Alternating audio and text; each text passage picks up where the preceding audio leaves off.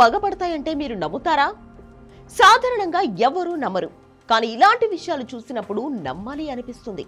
ఓ వ్యక్తి మీద పగబట్టి పాము అతన్ని వెతికి వేటాడి మరీ కాటేస్తుంది. ప్రాంతం మారినా, ఏకంగా ఊరే మార్చేసినా ఆ పాము అతన్ని వెంటాడుతోంది. వినడానికి ఏదో సినిమా కథలా ఉంది కదా, కానీ ఇది నిజంగా జరిగిన కథ. అది కూడా ఎక్కడో నార్త్ ఇండియాలో కాదు, మన ఏపీలో చిత్తూరులో జరిగిన ఘటన.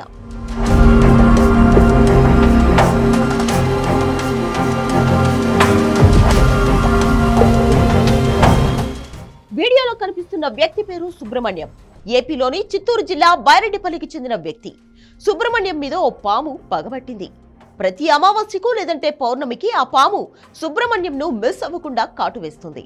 ఈ వ్యక్తి ఎక్కడున్నా ఆ పాము అక్కడికి వెళ్తోంది. చుట్టూ ఎంతమంది ఉన్నా టార్గెట్ చేసి మరీ సుబ్రహ్మణ్యంని కాటు వేస్తోంది. ఇదంతా యాదృచ్ఛికంగా జరుగుతోందనుకుందామా అంటే ఇలా 1-2 కాదు, ఏకంగా 103 సార్లు సుబ్రహ్మణ్యంను పాము కాటు వేసింది.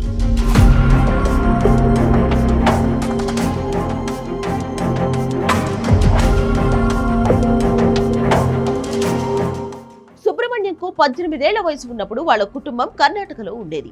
అక్కడే మొదటిసారి ఆయన్ను పాము కాటు వేసింది. ఆయన హాస్పిటల్లో ట్రీట్మెంట్ తీసుకున్న కొన్ని రోజులకే మరోసారి పాము కాటు వేసింది. మొదట్లో ఇదంతా యాదృచ్ఛికంగా జరుగుతోందని అంతా అనుకున్నారు. కానీ ఇదే వరుసగా కంటిన్యూ అవడంతో వ్యవహారం తేడాగా ఉందని గ్రహించింది సుబ్రహ్మణ్యం కుటుంబం. ఆ పాము సుబ్రహ్మణ్యంను 24 గంటలు ఫాలో అవ్వదు, చుట్టుపక్కల కూడా కనిపించదు. కానీ అమావాస్య లేదంటే పౌర్ణమికి ఆకాశం నుంచి ఊడిపడినట్టే వస్తుంది. ఎంతమందిలో ఉన్నా సుబ్రహ్మణ్యంను కాటేసి వెళ్ళిపోతుంది. నిజానికి ఇది ఒక్క పామా లేక పాముల జాతి మొత్తం సుబ్రహ్మణ్యం మీద పగబట్టిందా అనే విషయం కూడా ఎప్పటికీ ఎవ్వరికీ అంతు చిక్కడం లేదు.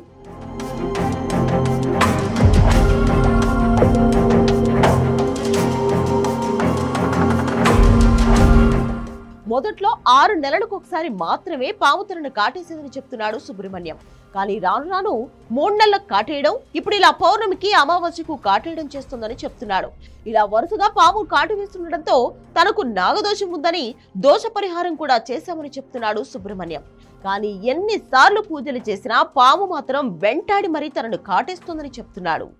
చిత్తూరు జిల్లా బైరెడ్డిపల్లి మండలం పెద్ద చెల్లారుగుంట గ్రామ పంచాయతీ కుమ్మరుగుంట గ్రామము. నా పేరు సుబ్రహ్మణ్యం. నేను 5వ క్లాస్ చదువుతానప్పుడు ఇంకా ఇప్పటి వరకు 103 సార్లు పాము కాటేసింది. అప్పుడైతే 6 నెలలకి సంవత్సరానికి అట్లా కరుస్తాండ. ఇప్పుడు 2014 ఇంకా అమావాస్య పాడ్యము, పౌర్ణము పాడ్యము అట్లా టైంలో ఏడన్నవన్నీ కరుస్తుంది.